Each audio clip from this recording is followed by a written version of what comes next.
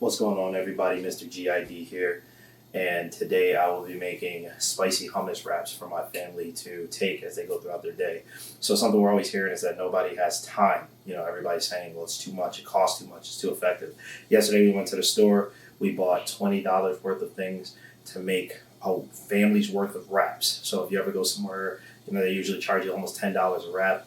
This is something where you can save a lot of money right at home. I'm making 3 of them and still have ingredients left over for the next 3 days. So keep watching and I'll show you how we do it.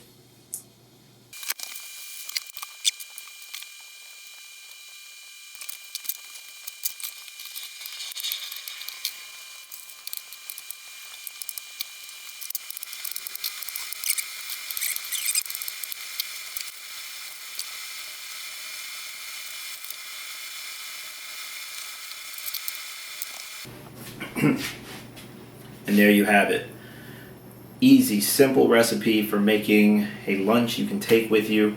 You can add a side of your choice.